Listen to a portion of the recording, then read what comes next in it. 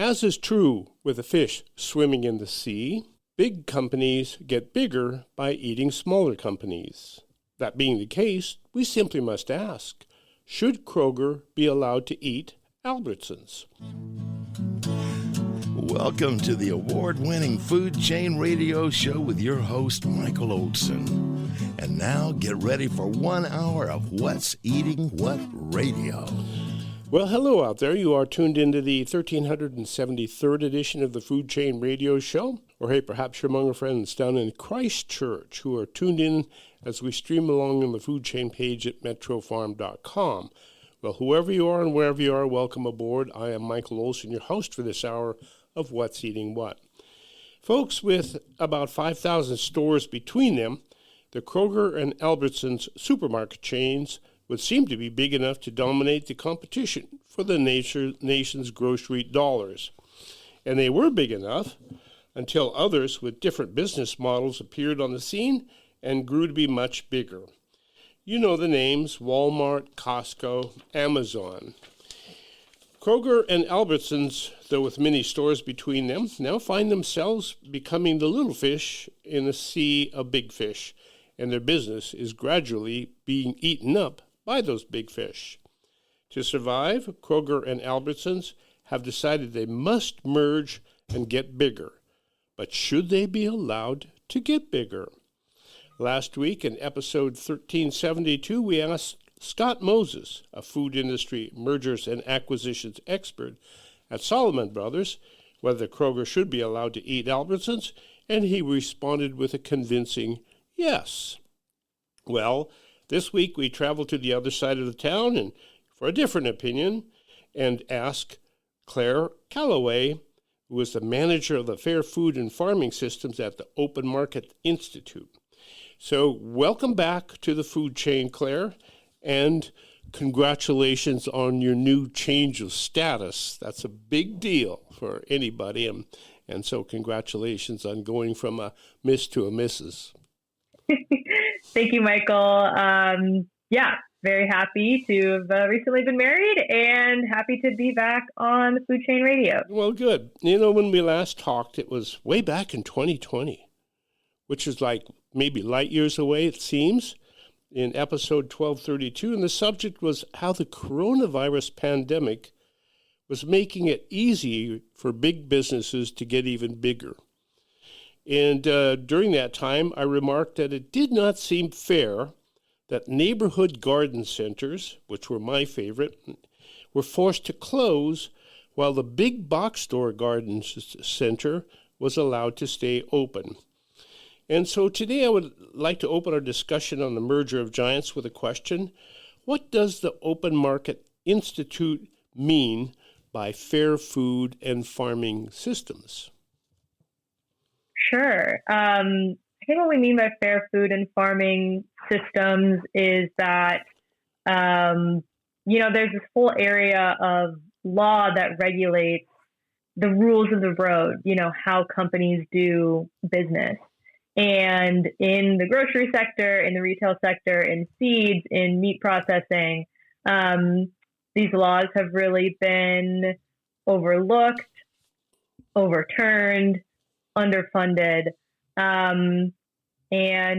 Fairness is a broad term, but some of the things we're asking for in the food system are pretty simple, prohibitions on all different kinds of cheating, on deceptive practices, on using your power to get things that other people can't get simply because you're big and can demand it.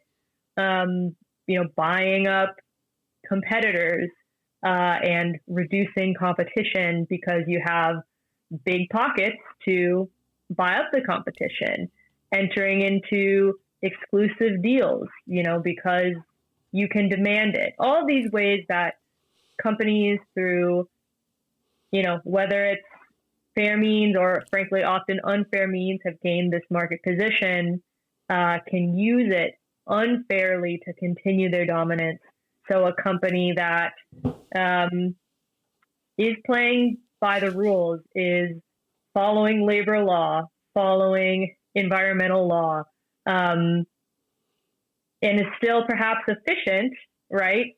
Cannot compete, cannot get ahead, cannot gain those efficient economies of scale because other players are not playing fairly and flexing their muscle. Yeah. So when we think of a fair food system, it's, kind of a open opportunity for people to get ahead on more positive means of competition, ones that make more innovative products for people, more sustainable products, and provide better jobs. And most of those advantages of being really big relate to the economies of scale, as you mentioned. And those who are small generally don't have any economies of scale. So they have a pretty much of a natural barrier to competition. Am I wrong? Those who are small really have a tough time because they have no economies of scale with which to compete.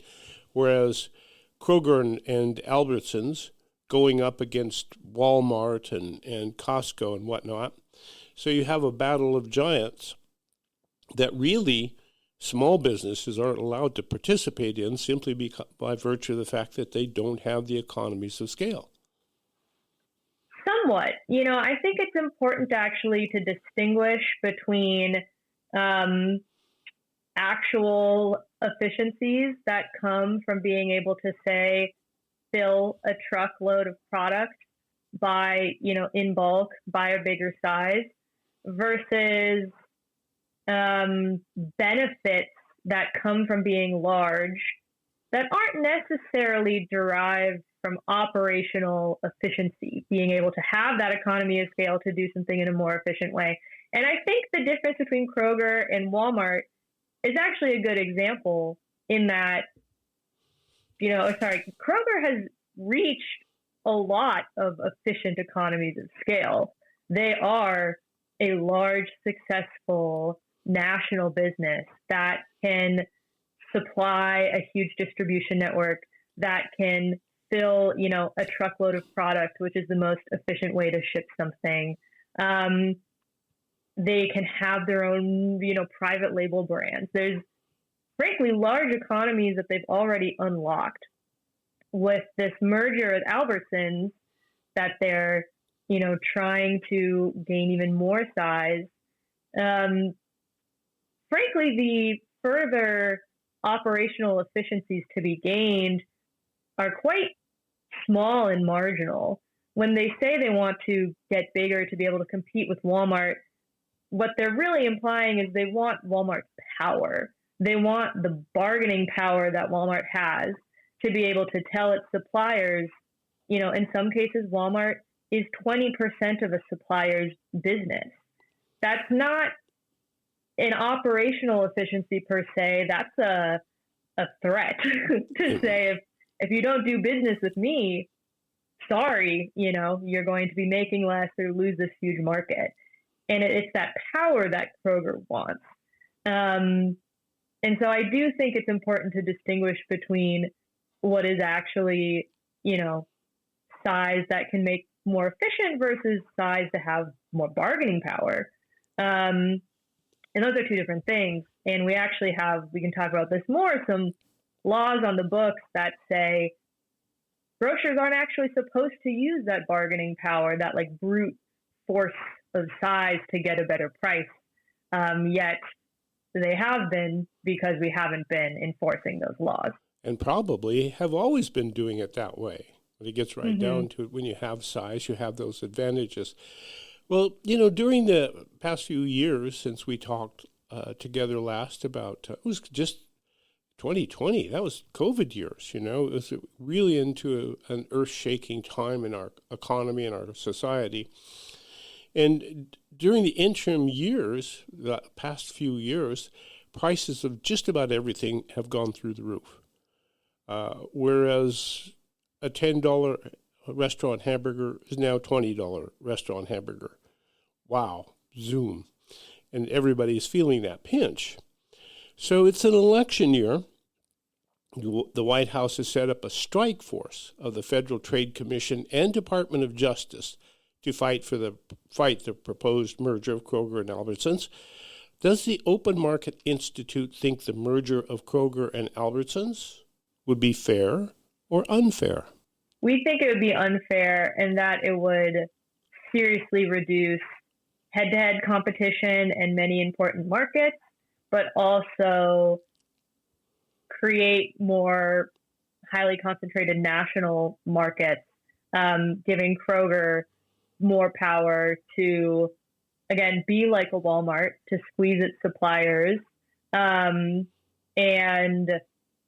outcompete other national competitors. And also to, in the market for labor, shrink the pool of specifically unionized labor employers. It would really change the bargaining dynamic for the United Food and Commercial Workers Union, for their two biggest employers to merge. So from a just consumer-facing standpoint, from a producer, farmer, supplier-facing standpoint, and from a worker standpoint, we think that this deal has intolerable threats and support the efforts by the Federal Trade Commission to stop the deal. Okay, good. Now, it is a political year, and this has become a very politicized issue then too, because the people that Kroger and Albertsons must compete against have non-union labor, and the supermarket chains have union labor. So they have a significant disadvantage there in terms of the price of labor. So whereas Walmart and Costco and whatnot have non-union labor, it's a lot less expensive to run a labor force than if you have union labor. So there's a significant disadvantage that they have going there. But as we go into the next segment, I'd like to ask you, what has caused all of this price inflation that we've experienced? Looking at it from a fair market, fair food and market system-wide phenomenon, what happened to us? Yeah, well, certainly there were, genuine changes in the market that increased prices, and then some, I would argue, additional opportunism put on top of that, so the supply chain disruptions, the shuttered ports, the closed processing plant, the, increasingly ill. All of those things, yeah. So those are things. Those are things we can pick up when we come back from this break. But first, I'd like to say thank you to Claire Kelloway for joining us today. She's the manager of Fair Food and Farming Systems at the Open Markets Institute.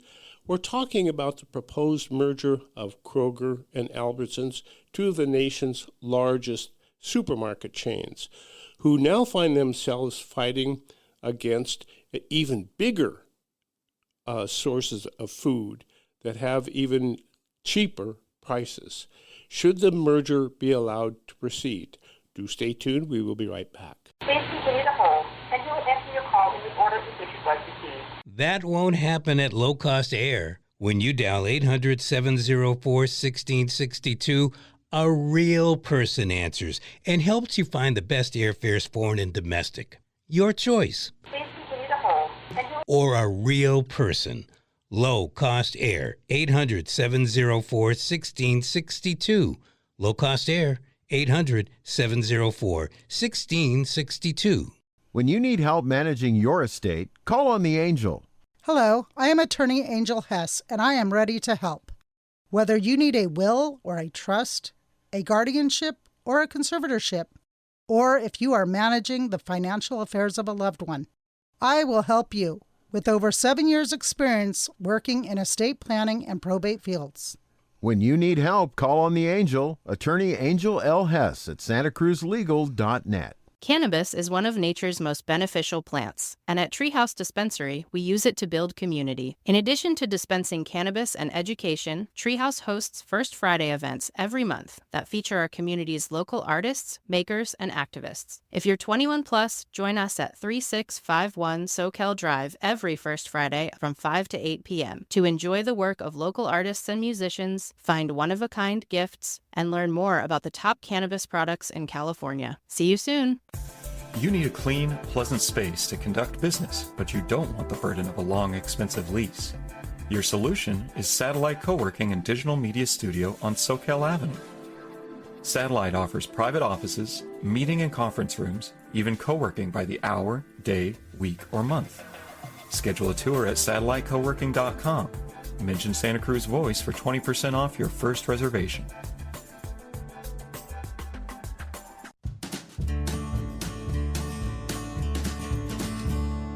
Deer fence, wood fence, livestock chain link, vinyl, iron fence, Cypress Coast fence, Cypress Coast fence. My name is Stephen Digger. My wife and I live in Royal Oak. When my wife and I were looking to find someone to build our fence, Cypress Coast Fence was highly recommended. It was amazing. These folks are masters at their craft. They're super professional. They came in when they said they were going to come in. They finished when they said they were going to finish. The fence is perfect for our needs, everything they said it was going to be, and then some. Give us a call for your no-obligation consultation at 831-783-1500 or at cypresscoastfence.com. We don't just build fences, we make good neighbors. Deer fence, wood fence, livestock chain link, vinyl, iron fence, Cypress Coast fence, Cypress Coast fence.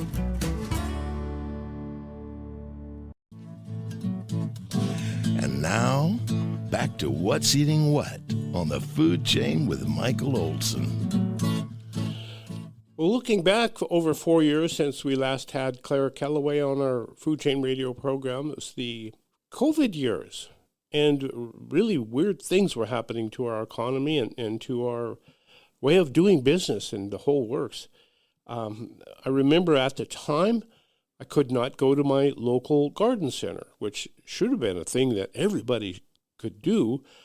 But the only garden center that was allowed to be open in town was the big box store garden center, which was a pretty good deal for the big box store garden center because they got all the business and everybody, all people really wanted to do was go out and garden. So, and I guess when you talk about fairness, that's a perfect example of what is seemingly not so fair, that you would close all the little guys and leave the big guys open.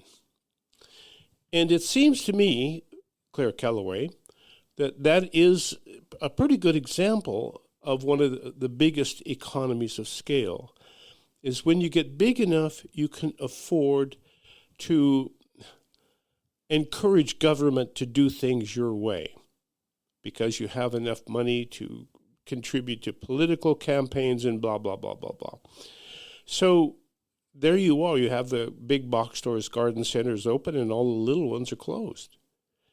And so that's kind of how I see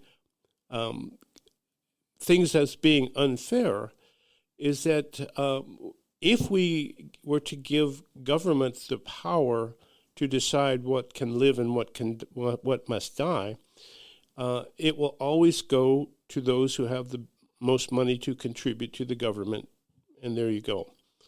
So in looking at Kroger and Albertsons, they find themselves now in a competitive situation where they're not big enough, or at least they think they're not big enough. And if the government were to find that their merger must be squelched, then they must compete on their own against Walmart, which has much bigger economies of scale. So it seems to me that's unfair too. I would contend that Kroger and Albertsons are big enough that in the grand scheme of things, with actually reaching genuine operational efficiencies, they've reached them. I think if you want to make the market more fair, the government should be enforcing laws like the Robinson-Patman Act, which says that grocers and other big buyers can't get a better price simply because they're bigger, that any differences in price that chains get has to actually be based in operational efficiencies, like being able to fill a truck. It definitely makes sense. If you're a buyer that can buy in an efficient quantity and that lowers the shipping cost per item, a discount is absolutely warranted. If you are a big company like Walmart that says you need to give me a discount because you rely on my outlet for most of your business, that's an unfair discount and should not be allowed. And I think if those laws are enforced, then Kroger's rationale for this merger pretty much falls apart. Kroger otherwise has all the other operational efficiencies it could need to absolutely compete with Walmart. The other thing we know is that there are times when Kroger currently can compete with Walmart's pricing, but chooses not to. And this is something that the Federal Trade Commission's lawsuit and trial against Kroger and Albertsons has revealed. Kroger is filling a certain niche in the grocery market.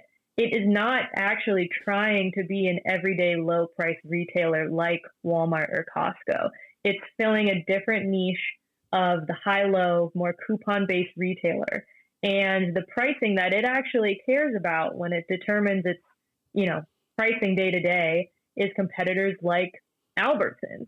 There's been evidence that came out in the trial that there were weeks when Kroger actually was able to lower its egg prices, for instance, to the same level as Walmart. But local executives chose to actually maintain their prices and make more money because Albertsons stores hadn't lowered their egg prices. So this shows if that direct head-to-head competition between Kroger and Albertsons is reduced by Kroger taking over Albertsons, it's going to take those opportunities when it actually does have the efficiencies already to, at times, offer Walmart-like prices. But it chooses not to. And so I think that's one of the big, that and then the unfair pricing that Walmart's able to gain by unenforcement of the Robinson-Patman Act are, I think, the real issues that we should be looking at in the grocery market.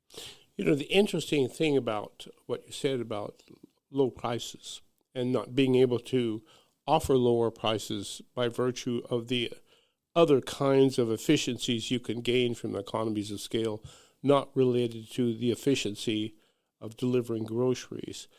And I just think if somebody's really big, like Walmart, and gains those efficiencies by other means, if they are not allowed to offer lower prices, isn't that then unfair to consumers who will not be able to realize the cheaper prices? No, it'll hopefully create more options for consumers because you will have other competitors that will be able to lower their prices and get their goods at a more fair level because you have suppliers that aren't, making excess concessions to their biggest vendors at the expense of all their other customers. I think, the pandemic is a good example of this. There was a time when, a lot of goods were coming in at 80% in full and on time. There were, not extreme shortages, but significant shortages of certain goods. At this time, Walmart demanded that its suppliers pay over 90% on time and in full, or otherwise pay a 3% fee. That's something that really only Walmart could demand because these suppliers are so dependent on it for their business. Mm-hmm. And they can't afford to pay that 3% fee on a huge portion of their goods. If a smaller vendor asks for that fee, they might be willing to pay it, right? Because just the dollars don't add up when you're feeding one of your lesser customers, even if, they're a fully efficient, scaled customer. And so because of this, we saw that Walmart got priority for a lot of products where smaller regional stores had even worse shortages because products were being prioritized for Walmart and shorted, even more regionally. That meant that customers who maybe wanted to shop at a local independent store or even a regional store like a Kroger and Albertsons were pushed to Walmart because Walmart had more in stock than the local suppliers. That same metaphor can go for prices, right? Walmart has these, ultra, below cost prices, frankly, that it's gaining in an unfair way. If more vendors were able to, vendors can already join forces to fill trucks, to buy buying cooperatives, to buy in an efficient manner. If they were able to then realize the full cost savings of that and offer more fair prices, then you would see just more even prices across the board instead of this huge price difference between Walmart and everyone else. It would make it so that companies are competing on other things like service and variety and local control, response to their local community, instead of just being the biggest and being able to demand the most excessive terms.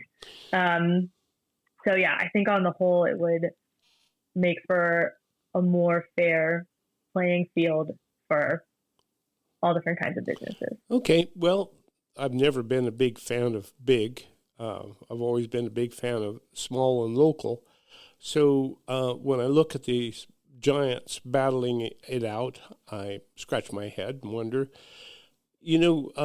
since we talked and since we came out of COVID and kind of into a very potent political period, and here we are at the peak of that political period with an election year, and we're all concerned about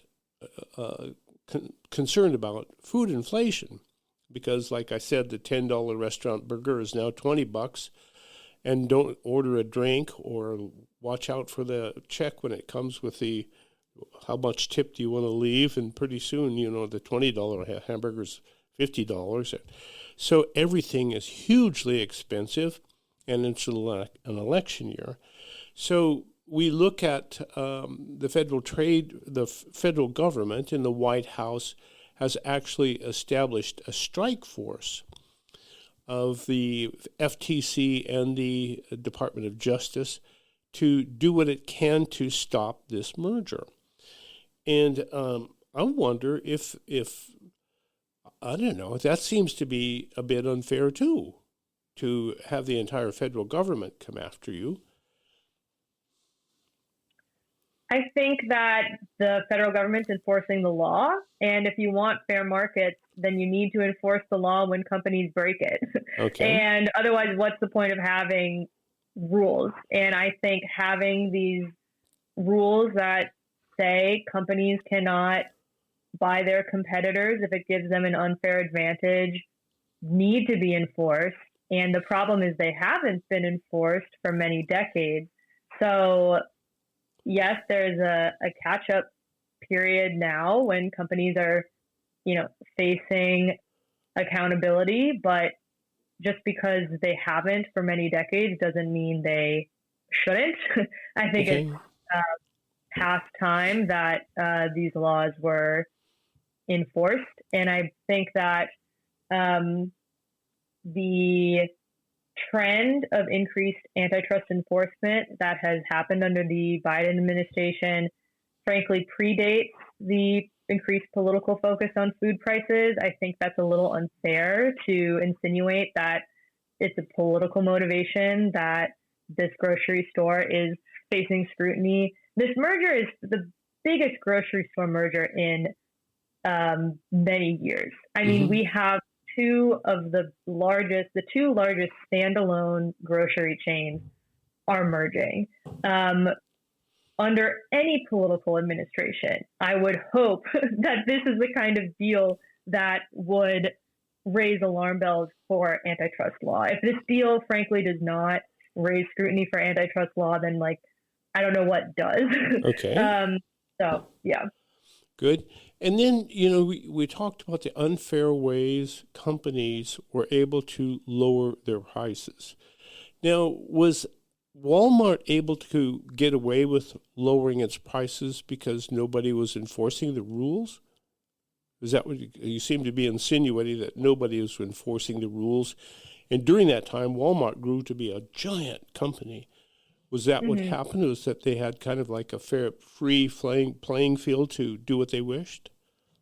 Absolutely. So the Robinson-Patman Act that prohibits price discrimination and getting a better price, simply because of your bargaining clout, was passed in, I believe, the 50s, but around the 70s, antitrust enforcers and at the federal level and private, scholars and lawyers and economists had a change of heart and a change of philosophy around the law. The DOJ actually said they're no longer going to enforce the law. The FTC technically retained authority to enforce this law, but effectively stopped. So, yes, this law was enforced for a period of time in the 50s through 70s, and then for the past, 50 years has essentially been left on the shelf. Walmart came into the grocery scene in the 90s, right at the peak of when this law basically went dormant, and arguably made their business model around exploiting this loophole in the law. I do not think we would have the Walmart we have today if this law had been enforced. Do you think Walmart should be broken up? It's interesting because Walmart actually, it got its size, again, primarily through skirting this law, right, through abusing its buyer power. Some chains, Kroger Albertsons got really large through mergers. They've been buying competitors for decades. Right. Walmart is an interesting exception. They actually didn't get to their size through mergers. So when you look at breaking up a company, the easiest way is to look at unwinding a merger, arguing that a merger in the past was anti-competitive and shouldn't have been permitted. And you don't really have that clean example with Walmart. That's not to say that there aren't arguments that they have excessive market power, and like Standard Oil and AT&T.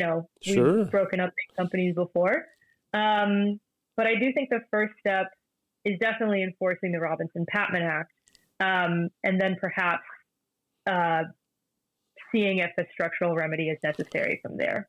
Well, good. When we come, we're going to take a quick break. When we come back, I'd like to ask our guest, who is Claire Kelloway from the Open Markets Institute, how we could go about fairly managing competition. Is there a way to do that? Because that seems to be the case on the table with respect to the Kroger and Albertsons proposed merger. Kroger and Albertsons are saying we must merge or die. But others are saying, no, you must not merge. You must compete as you are. So do stay tuned. We'll look for a fair way of managing this. How would you like to be part of a great mission? You can help the Epoch Times fight for a free press. America's news outlets no longer tell you the truth. In fact, 90% of the media is owned by just 6 corporations. But honest traditional journalism isn't dead. You can find it in the pages of the Epoch Times. Go to readepoch.com and try it. 1 month for just $1. When you do, you're supporting real news and helping us in the fight against fake news. You'll read the truth about how China promotes communism inside the United States and why so many American companies hide the truth about China. You'll read stories about American politics written without a political agenda. It's journalism that you don't get from our dishonest legacy media and without the tyranny of big tech. Be part of a great mission. Subscribe now, 1 month for $1 at readepoch.com. That's readepoch.com. Life is short, and family is everything. Celebrate both with a Sunkissed family reunion. Hello, I'm Heather from Sunkissed Explorations. I will take care of all of the details for your family reunion vacation so you can have the time of your life. Hello, I am Dennis. I enjoy getting the extended family together, which isn't easy. Heather with Sunkissed Explorations is able to take over the planning and execution of these trips, and everyone raves over the enjoyment and memories we make. I recommend her for any of your travel needs. Celebrate life and family with a Sunkissed family reunion that will leave a lifetime of memories for everyone. I am Heather with Sunkissed Explorations, and I will take care of all of the details for you at no additional cost. Call or click sunkissedexplorations.com. sunkissedexplorations.com. Now's the time to weed out next summer's aquatic weed problems with the help of Coastal Aquatics.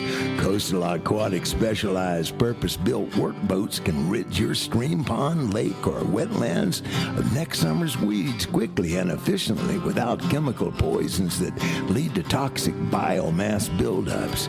Coastal Aquatics workboats operate in as little as 12 inches of water and can pull everything from duckweed to cattails out of the water by the roots. Coastal Aquatics can clear next summer's weeds out in less time, less effort, and the cleanup will last 5 times longer than with poisons. Think of your savings. Do not wait until it's too late. Send photos of your aquatic weed problems to coastal-aquatics.com for a free, no-obligation estimates. That's coastal-aquatics.com. Water weeds away. So much to say, so little time to say it on the food chain with Michael Olson. Well, ladies and gentlemen, we're talking about fish swimming in the sea, so to speak. We're talking about grocery chains competing against each other for our grocery dollar.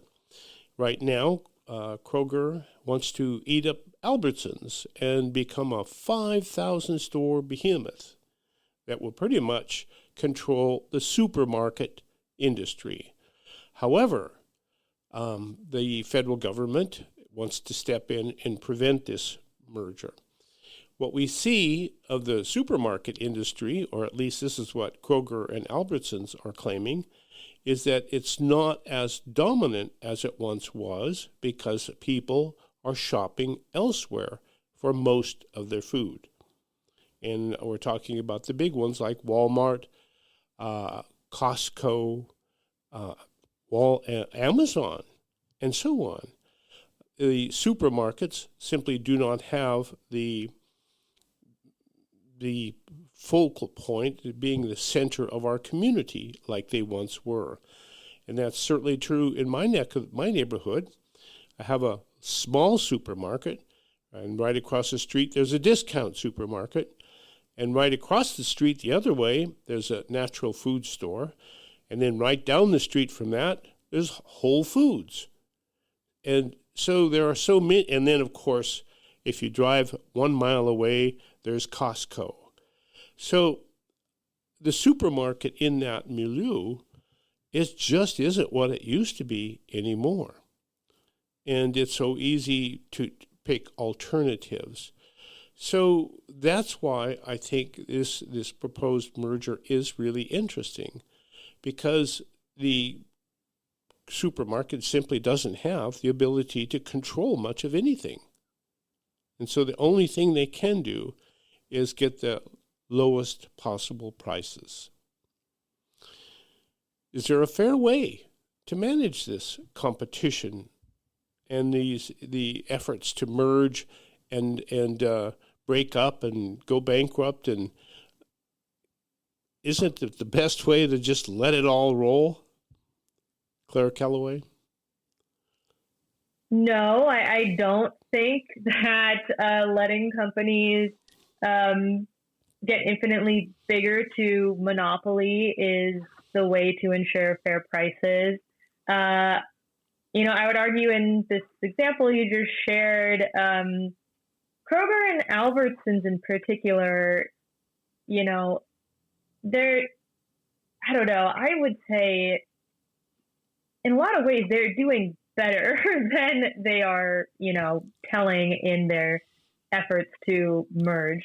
To the extent that Albertsons has been struggling, it's been in part because they've been owned by private equity investors who have been really sucking the company dry, doing, frankly, not smart things like selling the real estate from under the stores and leasing it back to the company. Cashing it in, right. Yeah. These are things that have put Albertsons in a bad position. But, in terms of having a lot of business, competing with some of these specialty stores, they're doing quite well. And as much as, they like to talk about how much people shop at Costco, for instance, we know that on the day-to-day, people tend to make more specialty, big trips to Costco and tend to get their daily groceries from a Kroger and Albertsons. They're kind of competing for different customers and different occasions, frankly.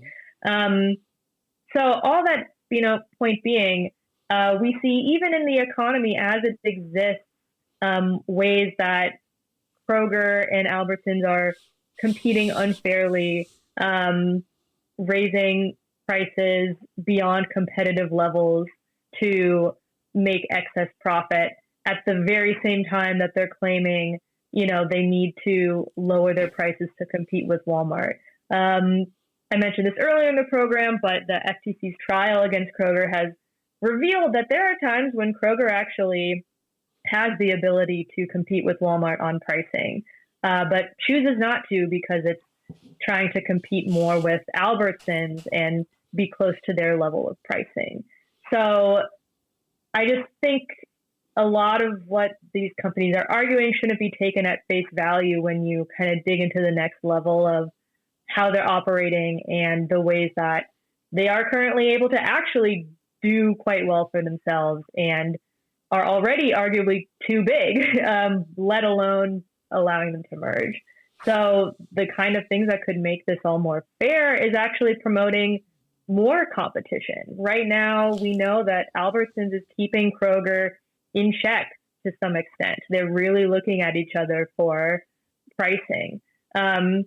Shrinking that even further is going to give Kroger even more power to demand the lowest possible prices from suppliers, but charge whatever it wants to consumers. I don't think we should assume that because Kroger could possibly be able to extract lower prices, that it will necessarily always pass those on to consumers. That's a good point, Claire.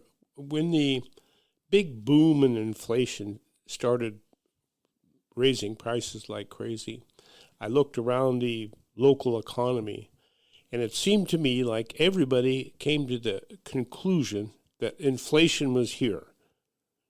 So therefore, I'm going to raise my prices to this point where people will stop buying my stuff. And so the prices went up to the point where people stopped buying the stuff.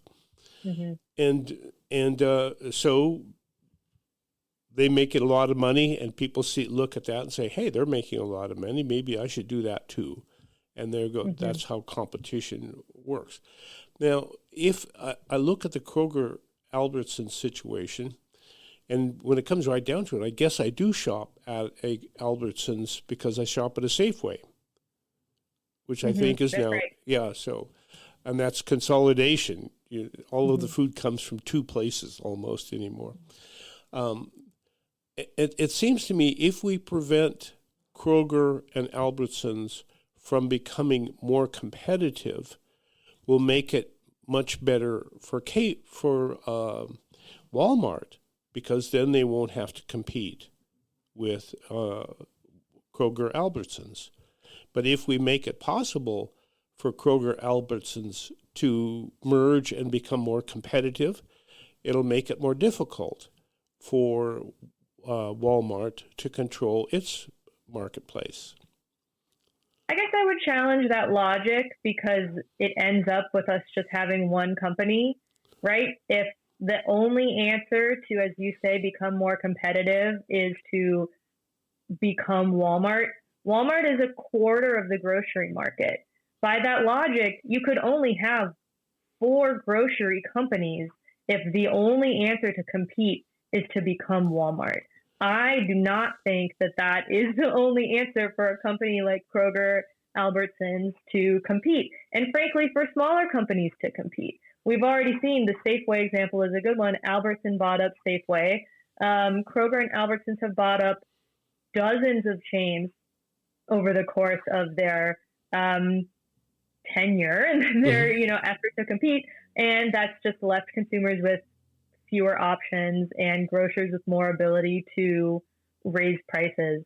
I think a more competitive system is one in which the playing field is leveled for all types of retailers to have a fighting chance to reach, genuine operational efficiencies, not just being big for the sake of being powerful, but finding a way to run your business more efficiently, which doesn't necessarily mean being a massive national chain.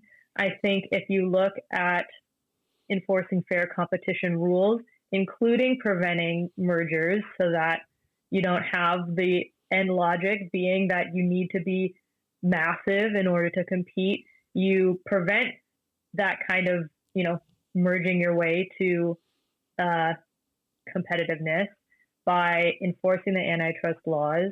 You remove the incentive to be big by saying you can't just get a better price simply because you're more powerful. You have to show that you're doing business in a way that actually lowers the cost of doing business with you, and thus you deserve that discount for some real operational efficiency, not just some bullying that I have 20% of your business, so you have to give me a discount. If you remove that incentive, if you enforce merger law, and then also if you take on other things like exclusive dealing, a company saying if you buy, for instance, like 80% of your pork from me, I'll give you a rebate, I'll give you a kickback. Those are things that on the supplier end can make it so certain suppliers dominate certain markets, or on the retailer end, a retailer can say, I'm going to let you, be the category captain for my mayo section. I'm going to let the biggest player kind of decide who runs the shelf. There's all these other ways that we can make the market more fair, and that way you would actually see more options, more access to market for suppliers, and more opportunities for other grocers, independent grocers, cooperatives, and your big regional players like your Kroger, Albertsons, H-E-B, what have you, to all offer more fair pricing and not think that the only way to succeed is to become a bully, basically, is to become massive. And what has happened is that a lot of our food industry has become a few bullies. Mm-hmm. For example, 4 corporations now own 80% of the market for baby food, beef processing, pasta, and soda. So, using the beef processing, it used to be that almost every medium-sized town in America had a meat processing plant where farmers could bring their animals, have them processed into meat, and sell them to the community. However, with respect to consolidation, companies started coming in and buying up these community meat packing plants. And the rules start suddenly becoming much more strict as to who could do this processing. And it became more and more increasingly difficult to set up a meat processing plant. now farmers have only a few places to take their animals to be processed. So all of those local farmers who have a few animals to process into food have trouble doing it because essentially 4 processors own the world. Well, 80% of the marketplace, which is pretty much the world.